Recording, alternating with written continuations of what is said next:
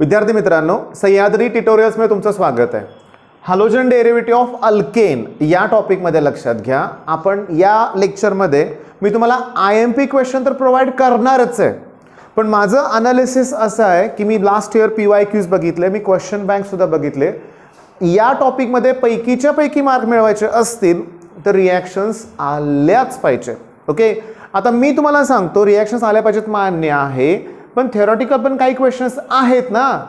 मग तुम्ही हा टॉपिक करत असताना फर्स्ट तुम्ही ऑप्टिकल ॲक्टिव्हिटी हा पॉइंट पहिल्यांदा क्लिअर करा.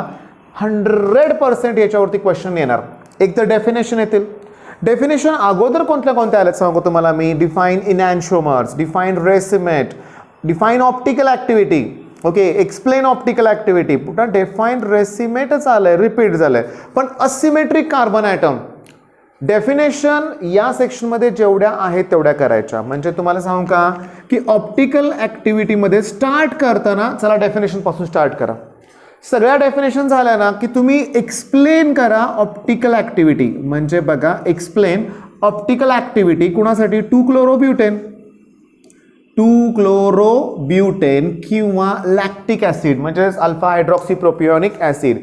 MCQ साठी सुद्धा हे इम्पॉर्टंट आहे. Which of the following is optically active असे विचारतील. मग तुम्हाला माहिती आहे ऑप्टिकली ॲक्टिव्ह सबस्टन्समध्ये एका कार्बनला 4 डिफरंट ग्रुप, कमीत कमी एक कार्बन असा पाहिजे की त्याला 4 डिफरंट ग्रुप अटॅच पाहिजेत. मग ग्लुकोज सुद्धा ऑप्टिकली ॲक्टिव्ह आहे. मग ते ऑप्टिकल ॲक्टिव्हिटी हा पहिला पॉईंट तुम्हाला करायचा आहे. ओके, हे झालं की नेक्स्ट तुम्ही SN1 रिॲक्शन मेकॅनिझम आणि SN2 रिॲक्शन मेकॅनिझम करा. याच्यावरचा थेरी क्वेश्चन नाही आला ना तर याच्यातला येणारच. बऱ्याच वेळा डिस्टिंग्विश बिटवीन SN1 SN2. आता गंमत अशी आहे की तुम्हाला डायरेक्टली SN1 SN2 असं नाहीत विचारत. लक्षात द्या, तुम्हाला विचारतील की explain alkaline hydrolysis of tertiary butyl bromide किंवा explain alkaline hydrolysis of methyl bromide. Methyl bromide म्हणजे SN2 आणि टर्शरी ब्युटिल ब्रोमाइड म्हणजे SN1. ओके, आता एक लक्षात घ्या की समजून घ्या की हे झाल्यानंतर मला रिॲक्शनच बघायचे. पण मी तुम्हाला सजेस्ट काय करेन की फर्स्ट तुम्हाला IUPAC नॉमेनक्लेचर आलंच पाहिजे. लक्षात घ्या, IUPAC नॉमेनक्लेचर. मग आपण रिॲक्शनचा विचार करूया. आता मी तुम्हाला सांगतोय काय ते बघ हा, की तुम्हाला ना 8 आता हे जे मी शिकवणार आहे इथून पुढं म्हणूया आपण, हे खूप बेसिक गोष्टी आहेत बरं का. तुम्ही हा पार्ट स्किप करून डायरेक्ट रिॲक्शनचा पार्ट बघितलं तरी चालेल. मी आत्ताच्या पार्टमध्ये 8 अल्किल ग्रुप आहेत ना ते मी एक्सप्लेन करणार आहे. बघा की समजा 4 कार्बन आहेत, म्हणजे मी असं करू शकतो 4 कार्बन जर असतील तर पहिल्या कार्बनला मी समजा ब्रोमीन अटॅच केलंय. ओके, म्हणजे CH3 CH2 CH2 CH2. मग याचं कॉमन नेम काय? N butyl bromide. Straight chain N butyl bromide. IUPAC name तुम्हाला सांगायची गरज नाही. 1-ब्रोमोब्युटेन 1-ब्रोमोब्युटेन. पण समजा मी दुसऱ्या कार्बनला जर मिथिल ग्रुप घेतला तर ही आयसो चेन होईल. लक्षात घ्या. ओके, मग याचं नाव काय? आयसोब्युटिल ब्रोमाइड. IUPAC नॉमेनक्लेचर काय येणार? 1 2 3. ओके, हा मिथिल ग्रुप आहे, हा ब्रोमीन आहे. मग 1 ब्रोमो येणार ना अगोदर अल्फाबेटिकल. 1 bromo 2 methyl propane. पण जर समजून घ्या कार्बन या कार्बनला जर ब्रोमीन अटॅच असेल तर हे सेकंडरी ब्युटिल 2 ब्रोमोब्युटेन येणार आहे. 2 ब्रोमोब्युटेन. बाकीचे हायड्रोजन तुम्हाला माहितीच आहे.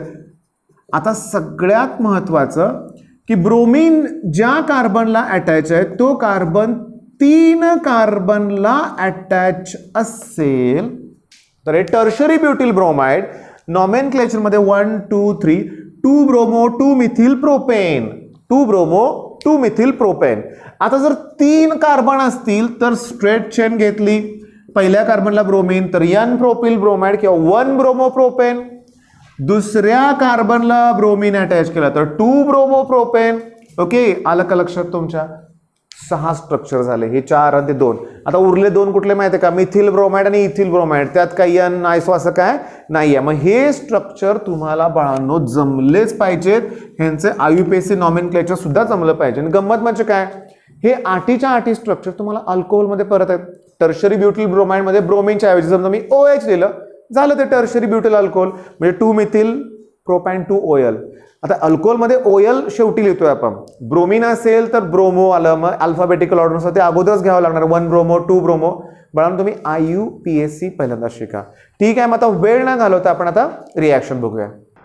विद्यार्थी मित्रांनो, क्वेश्चन बँक मधल्या ऑलमोस्ट सगळ्या रिॲक्शन्स मी फळ्यावर घेतल्यात, त्या मी तुम्हाला एक्सप्लेन करणार आहे. मग तुमचं काम काय की एक्झाम होईपर्यंत रोज या रिॲक्शन्स लिहिल्या पाहिजे तुम्ही परत परत. बरं, क्वेश्चन बँक मधल्या रिॲक्शन्स फक्त घेतल्या पुरेसे होतील का?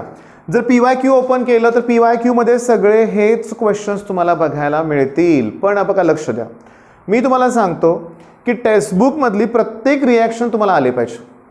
ओके, आणि ते लिहायला जमलंच पाहिजे, फारसं अवघड नाही आहे. एक्सप्लेन करतो, लक्ष द्या. आता पहिल्या रिॲक्शनमध्ये त्यांनी विचारलंय की हे जे आहे ना ते इथिल ब्रोमाइड आहे, अल्किल हलाइड आहे, त्याची रिॲक्शन अल्कोहोलिक KCN बरोबर केल्यावर काय होईल? मग सगळ्यांना माहिती आहे सायनाइड तयार होणार.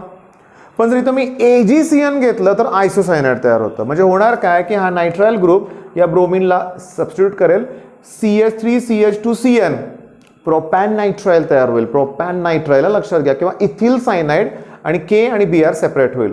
रिॲक्शन लिहा. नेक्स्ट बघा, तुम्ही लक्षात घ्या की इथं बघा हे जे आहे ना हे काय बेन्झीन रिंग नाही आहे.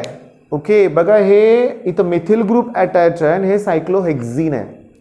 जेव्हा तुम्ही HBr तिथं हे करणार, ऍड करणार, म्हणून आपण रिॲक्ट करणार ना, ही reaction according to Markovnikov's rule होणार. मग मार्कोनिकॉफ्स रूल नुसार लक्षात घ्या की H आणि Br हा निगेटिव्ह पार्ट आहे, gets attach to that carbon atom across double bond, की ज्या ठिकाणी लेस हायड्रोजन ॲटम असतील. मग हा जो कार्बन आहे ना इथं बेन्झीन रिंग म्हणलो, सायक्लिक रिंग आहे ना हेक्सागोनल, तिथं हा जो कार्बन आहे तिथं हायड्रोजन नाही आहे, कारण ऑलरेडी तिथं 4 बॉन्ड आहेत. मग ब्रोमिन हा इथं अटॅच होणार, हायड्रोजन हा इथं अटॅच होईल. ओके, मग हा डबल बॉन्डचा सिंगल बॉन्ड आणि तुम्हाला प्रॉडक्ट असा मिळेल. मग इथं डबल बॉन्ड राहणार नाही, इथं काय लिहायची गरज नाही, हायड्रोजन अटॅच आहे. इथं ऑलरेडी CH3 अटॅच होतं, तिथंच तुम्ही ब्रोमिन अटॅच करा. ओके, तिसऱ्या रिॲक्शन मध्ये शांतपणे समजून घ्या, अल्कोहोल आहे, त्याची reaction NaBr in presence of H2SO4. मग या रिॲक्शन मध्ये इथं ब्रोमिन ग्रुप येणार आणि हा A जो तयार होणार आहे तो C2H5Br म्हणजे इथिल ब्रोमाइड. ओके, आता मी तुम्हाला सांगतोय, ऑब्झर्व करा एवढी रिॲक्शन. इथिल ब्रोमाइड ची रिॲक्शन सोडियम आयोडाइड, ते पण इन प्रेझेन्स ऑफ ॲसिटोन, ही एक नेम रिॲक्शन आहे इम्पॉर्टंट. इथं आयोडाइड तयार होणार आहे. मग तुम्हाला 2 ऑप्शन देतो, मग ही स्वार्ट रिॲक्शन आहे का फिंकलस्टेन रिॲक्शन आहे? स्वार्ट नाही आहे, स्वार्ट मध्ये फ्लोराइड तयार होतं, मग ही फिंकलस्टेन रिॲक्शन आहे. इथं हा आयोडीन ह्या इथं येईल म्हणूया आपण, आणि तुम्हाला फायनल जो प्रोडक्ट मिळणार आहे तो इथिल आयोडाइड मिळणार. ओके, नेक्स्ट रिॲक्शन बघा, इम्पॉर्टंट आहे. अल्किल हलाइड आहे आणि अरिल हलाइड आहे, reaction with sodium metal in presence of dry ether. तुम्ही सेकंदात तुम्हाला सांगता आलं पाहिजे, ही वुड्स फिटिग रिॲक्शन आहे. वुड्स फिटिग, इथं नेम रिॲक्शन फिंकलस्टन, इथं name reaction Wurtz Fittig. Name reaction बऱ्याच ठिकाणी आहेत, पण येताना तुम्हाला नेम रिॲक्शन असं शॉर्ट नोट लिहायचे प्रश्न येत नाहीत, तुम्हाला रिॲक्शन लिहायचे आहेत. मग होणार आहे काय, इथं ट्वाईस Na असणार आहे. मग हे NaBr सेपरेट होईल, हा CH3 ग्रुप इथं येईल आणि मला टोलिन, ओके, टोलिन हा प्रॉडक्ट मिळेल, म्हणजे इथं CH3 येणार. ओके, आता शांतपणे बघा, इथं पॅरॉक्साइड लिहिलंय. ओके, मग पॅरॉक्साइड लिहिलंय म्हणजे इथं काय होतं, मार्कोनिकॉफ्स रूलनुसार रिॲक्शन केले, इथं अँटी मार्कोनिकॉफ्स रूलनुसार. म्हणजे समजून घ्या, हायड्रोजन इथंच अटॅच होईल. ओके, आणि ब्रोमिन इथं, म्हणजे मला N प्रोपिल ब्रोमाइड मिळेल, ब्रोमाइड.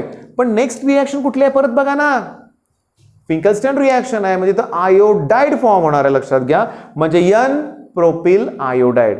पण मॅक्सिमम ठिकाणी तुम्हाला A आणि B आयडेंटिफाय करा, असेच प्रश्न दिलेत क्वेश्चन बँक मध्ये. आता नेक्स्ट हा मात्र चॅलेंजिंग प्रश्न आहे, बेन्झीनचं डायफिनिल मध्ये कन्वर्ट करायचं आहे, कसं करणार? तर सांगू का, इथं बरीचशी मुलं गोंधळतात. मेन पॉईंट काय, इथं 2 स्टेप रिॲक्शन मेकॅनिझम घ्यायचं, मेकॅनिझम नाही, 2 स्टेपची रिॲक्शन आहे. पहिल्यांदा तुम्ही बेन्झीनचं क्लोरिनेशन करा ना, in presence of anhydrous aluminium chloride. मग क्लोरिनेशन केलं की बेन्झीन क्लोरोबेन्झीन तयार होईल. ओके, मग क्लोरोबेन्झीनचे 2 मॉलिक्यूल घ्या, रिॲक्शन परत सोडियम मेटल बरोबरच ना, मग ट्वाईस NaCl सेपरेट होईल. ओके, आणि हा डायफिनिल हा प्रोडक्ट मिळेल तुम्हाला. आता 7वी रिएक्शन ॲज अ होमवर्क मी तुम्हाला देणार आहे. हे ऑर्गॅनोमेटॅलिक कंपाऊंड आहे. मेटल कुठलं आहे तुमच्या लक्षात आलंय, मग अल्किल हॅलाइडची रिएक्शन त्याच मेटल बरोबर होणार ना, मॅग्नेशियम मेटल बरोबर होणार. लक्षात घ्या. तयार झालेला जो आहे ना तो ग्रिग्नाट. मग परीक्षेत प्रश्न कसा आलाय, हाऊ ग्रिग्नाट रिएजंट इज प्रिपेअर्ड, एका मार्काला. मग कसं तुम्हाला माहिती आहे ना, Wien alkyl halide reacts with magnesium metal in presence of dry इथर देन ग्रिग्नाट्स रिएजंट इज प्रिपेअर्ड आणि रिएक्शन हे सिंपल लिहायचे. पुढची रिएक्शन आहे ना ती समजून घ्या बरं का. लक्षात घ्या, इथं फ्रीडेल क्राफ्ट असायलेशन आहे. मग हा ग्रुप आता तुम्हाला माहित आहे, ही जी बेन्झीन रिंग आहे ना, इथं ऑर्थो आणि पॅरा, हे ए आणि बी लिहिण्याचं कारण तेच आहे. जर ऑर्थो पोझिशनच्या हायड्रोजनला आहे ना जर सबस्टिट्यूट केलं तर इश्यू काय होतो बघा, मला आठवतंय, समजून घ्या. मुलांकडून चूक होते तशी तुम्ही करू नका. इथं ब्रोमिन आहे तसंच आहे. आता हा ग्रुप मी तुम्हाला म्हणलं या कार्बनला अटॅच होणार, तिथल्या हायड्रोजनला सबस्टिट्यूट करा, एच आणि सीएल HCl वेगळं होईल. पण लिहिताना हा कार्बन तिथं पहिल्यांदा कनेक्ट करा, C डबल बॉन्ड O आणि मग CH3 आलं का ध्यानात. तुम्ही जर तसं नाही केलं, तुम्ही लिहिलं CH3CO तर ते चुकेल. लक्षात घ्या, पहिला CO अटॅच करा. ठीक आहे. मग A ला ऑर्थो आणि B म्हणजे पॅरा पोझिशनला COCH3 अटॅच करा. ठीक आहे. आता इथे मी स्टार करतोय, समजून घ्या. अल्कोहोलमध्ये ज्या रिएक्शन आहेत PCl3 PCl5 SOCl2, ह्या हॅलोजन डेरिव्हेटिव्ह मधल्या ज्या रिएक्शन आहेत ते अल्कोहोलमध्ये पण आहेत आणि ऍसिडमध्ये पण आहेत. आता ऍसिडमध्ये कसं असतं की कार्बन ऑक्सिजन डबल बॉन्ड आणि OH ग्रुप आहे. मग ह्या OH ग्रुपला क्लोरीन सबस्टिट्यूट करतो. मी आता बोललो काय, PCl3 PCl5 आणि SOCl2 तीन रिएक्शन आहेत 3 टॉपिकमध्ये. मग साहजिक आहे ए हा प्रोडक्ट आहे ना, मी इथं जरा चेंज करतो, तो असणार आहे OHच्या ठिकाणी Cl येणार. बरोबर आहे. त्याची रिएक्शन कुठल्या मेटल बरोबर, मॅग्नेशियम मेटल बरोबर. तयार काय होणार, ग्रिग्नाट्स रिएजन. म्हणजे बी हा कोण आहे, ग्रिग्नाट्स रिएजन. ग्रिग्नाट्स रिएजनचं हायड्रोलिसिस केलं की हायड्रोकार्बन तयार होतो, अल्केन तयार होतं. अल्केन म्हणजे तुम्हाला सांगू का, लास्ट स्टेपला इथं तो हायड्रोजन येणार. आता तुम्हाला माहिती आहे MgBrOH MgClOH वेगळं होणार, सेपरेट प्रोडक्ट, आणि हा तुम्हाला अल्केन मिळेल. आता मी परत पहिल्यासारखा क्वेश्चन लिहितोय, OH आठवतंय का बघा, तुम्हाला OHच्या ठिकाणी Cl येईल, पुन्हा ग्रिग्नाट्स रिएजन तयार होईल. फायनली हायड्रोलिसिस केलं तर इथं परत H येईल आणि अल्केन हायड्रोकार्बन तयार होईल. आता लास्टची रिएक्शन आहे ना, ह्याच्या गेल्या आठवड्यात मी एक व्हिडिओ गेला होता, त्यात मी दिलं होतं. म्हणजे ही वुड्स रिएक्शन आहे परत. मग आता मला सांगा, 10-11 याच्यामध्ये क्वेश्चनमध्ये फिंकलस्टीन 2 वेळा रिपीट झालंय, वुड्स रिएक्शन 2-3 वेळा आलंय. म्हणजे हे IMP क्वेश्चन्स आहेत. सोडियम मेटल दिसलं ना की वुड्स रिएक्शन डोक्यात ठेवा. पण इथं विचारलंय वेगळ्या मेथडनं, MCQ आहे. प्रॉडक्ट दिलाय आणि रिएक्टंट विचारलाय. मग असं असेल ना तर मी तुम्हाला सांगू का, स्ट्रक्चर काढा त्या प्रॉडक्टचं. Okay, 2,2,3,3 tetramethyl butane. ब्यूटेन म्हणजे 4 कार्बन. पण मी कसं काढतोय तुमच्या डोक्यात का बघा, 4 कार्बन मी तुम्हाला थोडासा गॅप ठेवला. 1 2 3 4 2 2 3 3 म्हणजे 2 2 आणि 3 3 ला मिथिल ग्रुप आहेत. CH3 CH3 CH3 CH3.